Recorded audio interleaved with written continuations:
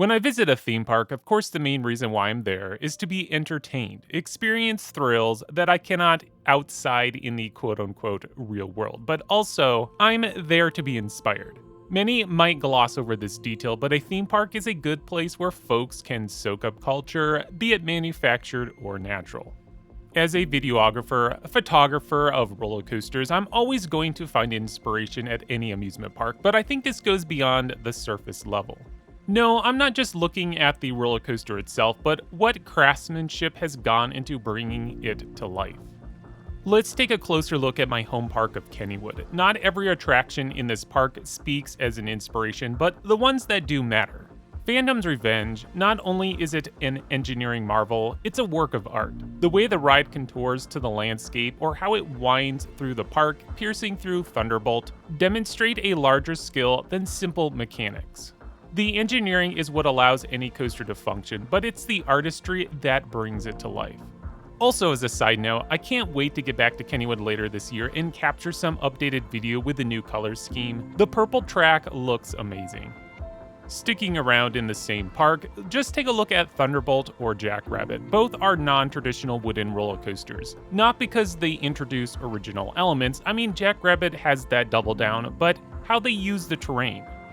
Thunderbolt starts off by diving down into a ravine, letting its riders soak in the amazing view of the river and city below.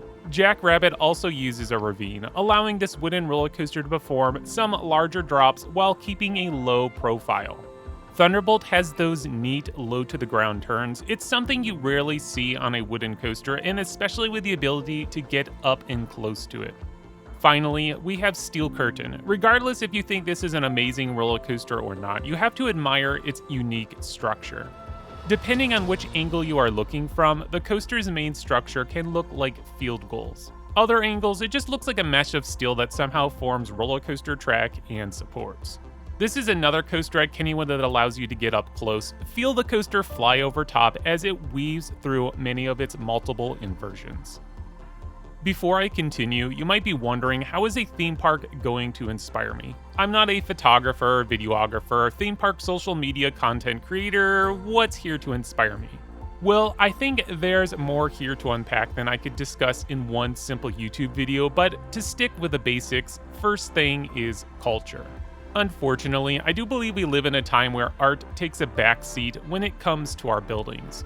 Most modern structures are designed to be more practical than engaging to the eye, which is a disappointment. Not to say that everything is bland in our daily life, but yeah, a lot of it is bland. A theme park or amusement park is a place where we escape our daily lives and look for experiences we cannot find elsewhere. If you're an artist, walking around at Kennywood might inspire you in multiple ways. A musician could find inspiration from the chaotic structure of Steel Curtain, maybe the emotions that Phantom's Revenge invokes on its writers, or just simply from the classic music playing by the carousel. Graphic designers can find similar inspirations from these structures, maybe affect the mood to their latest project.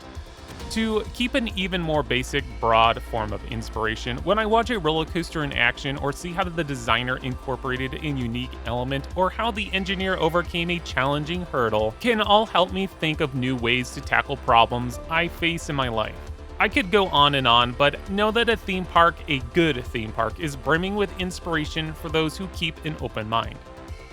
So now we know a few ways a park can inspire you, but I guess another question is why? Why does a park need to inspire you?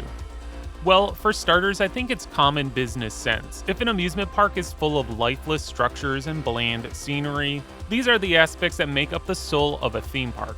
It loses any incentive to bring me back. Guests may return to a park for the thrills just like a shopper will purchase a generic brand, but in the long run, it's the quality that turns you into a lifelong champion to the product. Kennywood has realized this as they are completing some major renovations to the park prior to the opening of the 2022 season. Many of their buildings are getting a fresh coat of paint, the entrance is getting a facelift. The main midway will feature many updates that will enhance the overall classic charm of Kennywood. Also, I think it speaks volume for the longevity of the park. There's a reason why most inspiring roller coasters are the ones that remain the longest. They are also the attractions with the highest quality. No one's going to cry over a spinning wild mouse getting demolished, and yes, that was a jab at Primeval Whirl. Not to say that high-quality attractions can't bite the dust, just take a look at Busch Gardens Williamsburg when they decided to remove Big Bad Wolf. Could you imagine if the park didn't replace it with a worthy successor? Busch Gardens knew that whatever attraction that they were going to replace it with had to be up to par, and I think Verbolten achieved those higher marks. Well, that's going to wrap up today's video. What parks inspire you the most and why? Let me know all about it in the comments below. For those looking for more content, go check out my Instagram and TikTok account. I post content daily, so enjoy. Also, I do have a Discord channel. It's a great place for coaster enthusiasts to just hang out. If you enjoyed today's video, please click on the like button, hit subscribe, that way you continue to get more great content brought to you by Extreme Thrills.